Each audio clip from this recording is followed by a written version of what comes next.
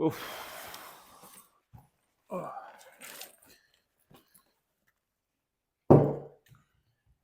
Still not here yet. Of course. Bet the Niners are playing.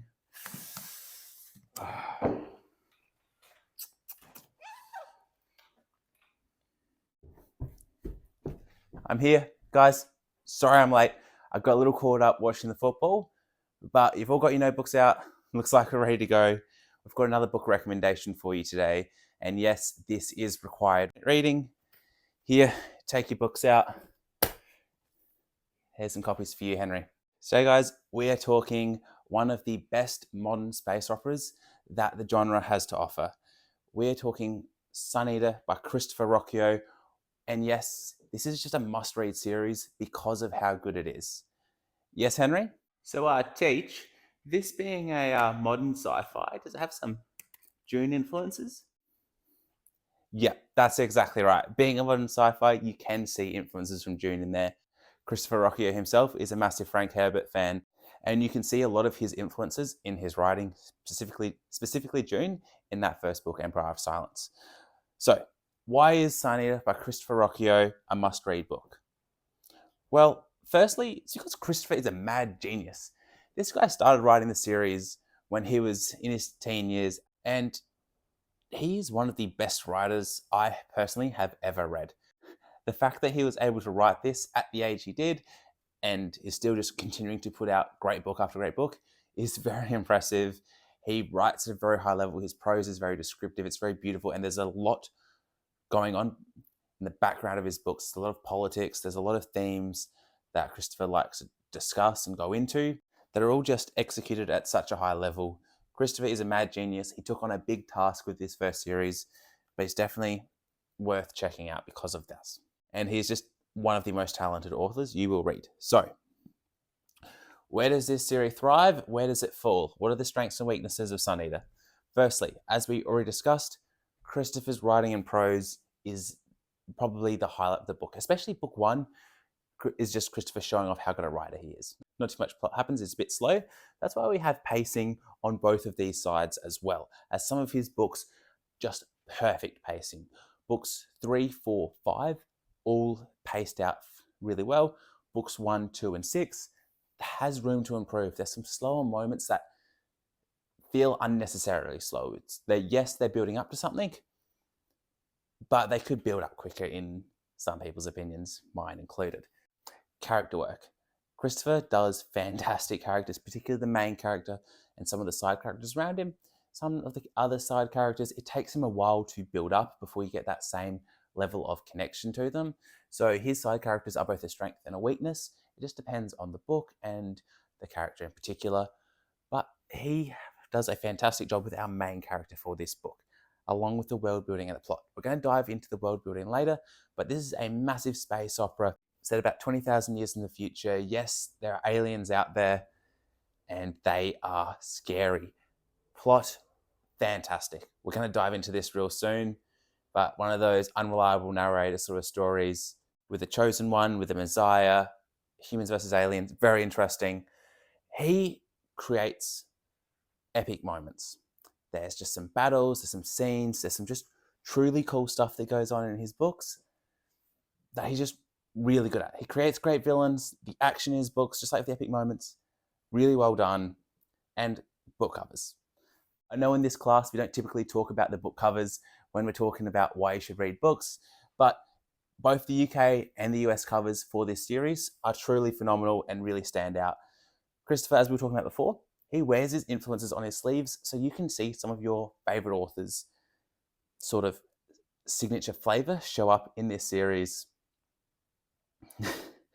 And whilst I was just going through and making this PowerPoint for you guys, I really was starting to crave a reread for this series, and I'm just wanting to get back into it. Then coming back over to some of the weaknesses, just potentially in some of the later books, there were some elements that were just a bit overpowered. You might hear Deus Ex Machina pop up a few times by some people, and it will depend what happens in the last book, how much of a weakness or strength these things end up being. But so far, they left a little bit of a sour taste in my mouth, particularly in book 6. So, what is this series about? I've raved about all the strengths and weaknesses, but you don't actually know what's going on. So, diving into the plot. It's already happened. Just like in our Empire of the Vampire class last week, we are following a story that has already happened. We are actually reading Hadrian Marlowe's autobiography. He is writing this down. Some guy has translated it into English for us. So, if you don't mind, Henry, I'll just steal this. Looking back at the back of the book, in our lexicon, you can see a note on translation. There was a difficulty rendering some of this text into classical English from the Anglo-Hindi of Galactic Standard. As there exist many words in Galstani, those coinages post-date the death of English as a living language. This book was translated by someone to us. The fact that Christopher went into so much detail to put this autobiography together for us is incredible. Like, he had to get it sent back to us in a time machine from 20,000 years in the future. The concept for this series is phenomenal. So coming back, yeah, we've got an autobiography. This story has already happened. We know what happens. So this story is Hadrian Marlowe's story, who's kind of like a messiah sort of figure, a chosen one, who played a massive role in fighting back against aliens and saving the human race as we know it today. Now, this story takes place over hundreds of years. In this far future, Hadrian Marlowe is a Palatine. He is of the higher class of society, though he's scrummed around with the lessers, with the plebeians, so he knows a lot of people and he can relate to both upper and lower class in this society structure. But he's from the upper class, he lives a long time, and through traveling through space, he goes on ice while he's traveling, so his life takes place over 1,000 plus years. Now, so we get to see this story of humans versus aliens from about the middle of the fighting right up to the end, where there's a big boom boom nom nom. So that is where Hadrian becomes the Sun Eater. This is the mythical figure that he is known as at the beginning of book 1, when he's telling us, I'm Hadrian Marlowe, I'm also known as the Sun Eater because I blew up a sun to wipe out the aliens and also wipe out the Emperor of the Humans. So that's the basis of the story. The way Christopher Ruocchio sells it is Hadrian Marlowe is if Anakin Skywalker turning into Darth Vader was for the good. So him blowing up all these people was the right thing to do, and we're seeing how that becomes right. In book 7, we're going to have the sun blowing up and something's all going to make sense. We're going to see how Hadrian ended up in the position that he's in, writing this autobiography. And yes, I did mention Star Wars. There are lightsabers. They're called high matter blades, where they're just like a single atom wide, so they can just slice through anything. Super cool. The terrifying monsters are both the aliens we're fighting, but the things they make, and just other random aliens and species that show up in this series. Yes, this book slows down quite a bit, as I was mentioning earlier, and that's the research and archaeology sort of discovery phases that we go through with this series. So there's big action, then there's fact-finding research missions, going through archives, going through archaeological sites, trying to figure things out with what's going on with the humans versus aliens and just society as a whole. And through this whole series, with the structures of the governments and how religion works, there's a lot of political maneuvering, and there's a lot of religious zealots that Hadrian has to deal with, as well as this story is both a coming of age, an old wise guy getting thrown back into war, and just all of it happening. And yes, I did have this one and this one, both there from the Empire of the Vampire. You can tell some of my favorite series have some similarities between them. But that's our plot, one of our main highlights. But Hadrian Marlowe is what makes this series what it is. Now, why is Hadrian Marlowe such a fantastic character? Well, he's human, and he has human ideals. He's very relatable, and he just wants to do the right thing. He was trying to do the right thing, but he's flawed. He doesn't do the right thing correctly all the time. You're flawed too, aren't you, Teach? But what's this unreliable narrator thing going? What's that? Yes, Henry, I am quite flawed. Yes, so this unreliable narrator thing going on here, guys, that's when our main character is telling us the story. So they might change some of the details that are going on. So we think we know what's happening, but we might be being fed some misinformation. So that's when we would look at some of the other books in this series that sit outside of the 6 main books, and we'll see some inconsistencies between what Hadrian is telling us and what he's actually doing. I really like the extracurricular reading for that reason. So thank you for that question, Henry. That was really good. Now, Hadrian, he sits outside the norms. He's from the upper class, but he has spent time with the lower class in this society and he can relate to them. He's a bit of an oddball, like us fantasy readers, where he just doesn't have one particular group where he fits into. He fits into a lot of groups. So he's always kind of a little bit on the outside and a little bit on the inside with everyone. He's really smart, but he's also just makes some poor decisions. He's well read, he makes a lot of good decisions, but on his way to try and do the right thing, he does some really stupid stuff. Which makes him great. We don't want a main character that just does everything perfectly. He's friends with the commoners, and he just wants to do the right thing, and he sticks to his guns. And even when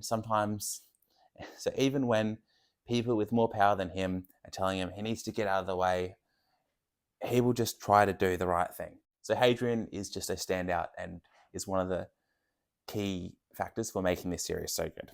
And just a little bit, I just put up some quotes on the screen of Christopher Ruocchio's writing. If you just want to get an idea of what sort of things you're getting into, he likes to put some ideals on page. He likes to get you thinking, and he likes to put some of his philosophy down on the page. A single death, wrote one ancient king, is a tragedy, but a genocide can only be understood through statistics.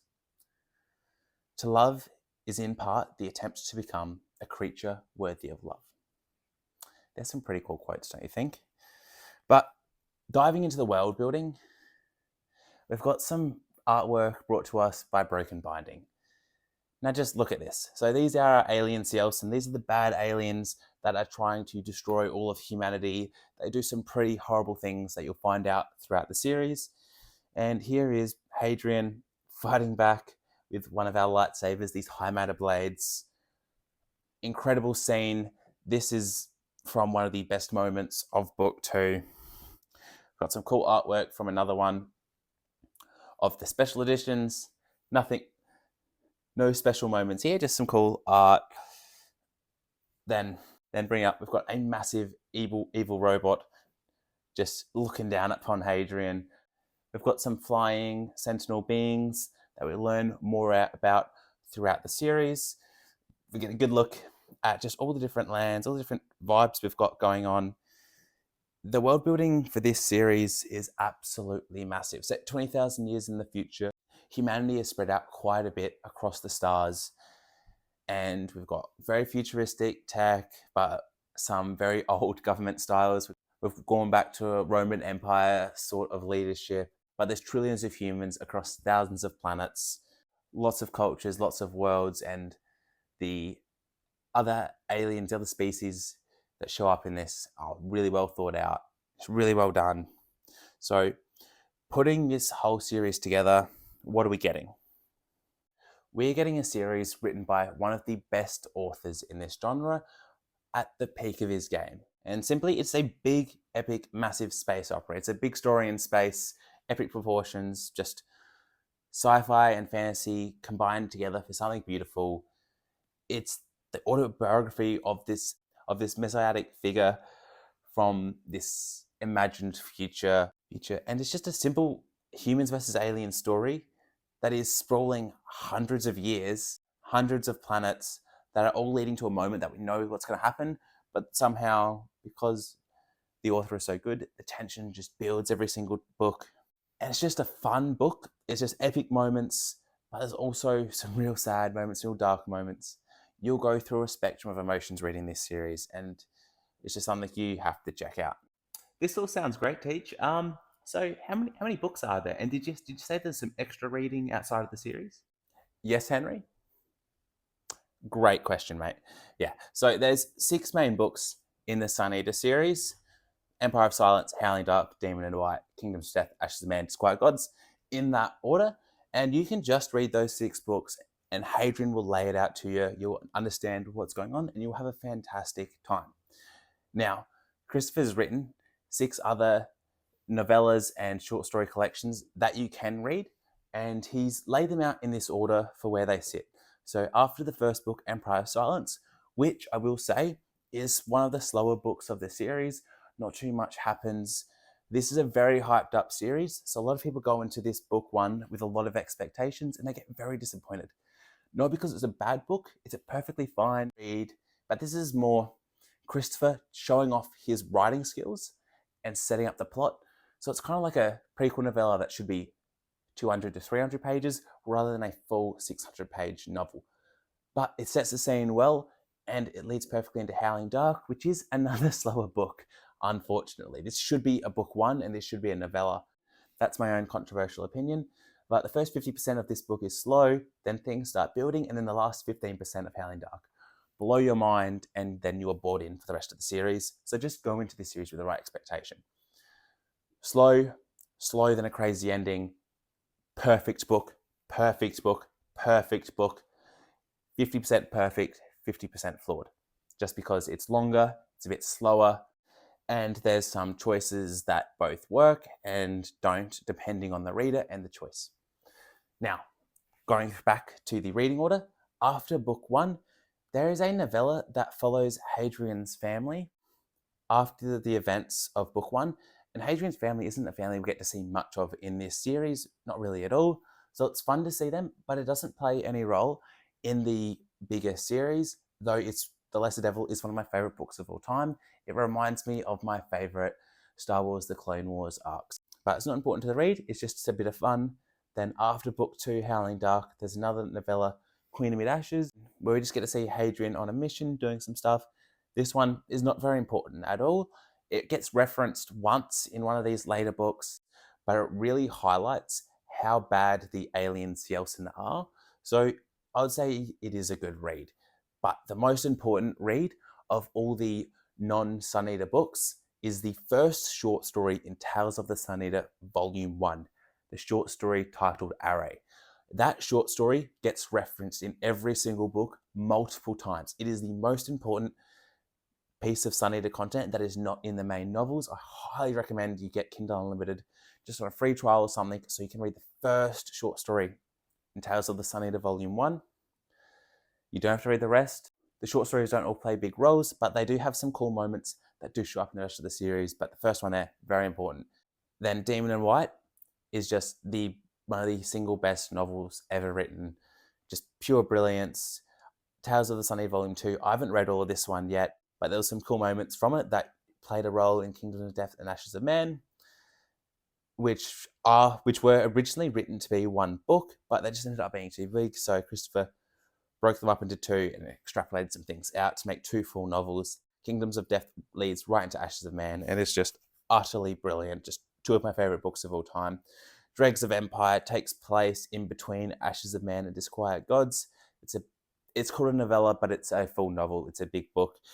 And I haven't read this one myself, but my friends that read it didn't really like it. I'm happy I didn't read it because I got a good surprise in Disquiet Gods when a certain character showed up that I wasn't expecting to be there. But you probably want to check it out once you're going through the series. And then I haven't read Tales of the Sun Eater Volume 3. Disquiet Gods, Book 6 of a 7-book series. This series will most likely be finished in 2025, provided Christopher's able to stay up to date with his writing and doesn't get too busy with just all the popularity he's getting from this incredible series.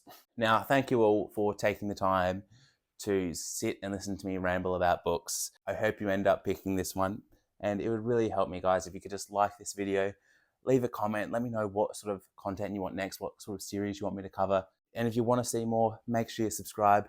Thank you so much, guys. Have a great day. Thanks, Teach. I will definitely be jumping into the series as soon as possible. And you guys, you better make sure you subscribe and leave a comment. What series do I need to check out next?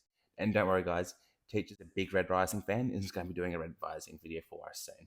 I think he's actually praying to Dario as we speak.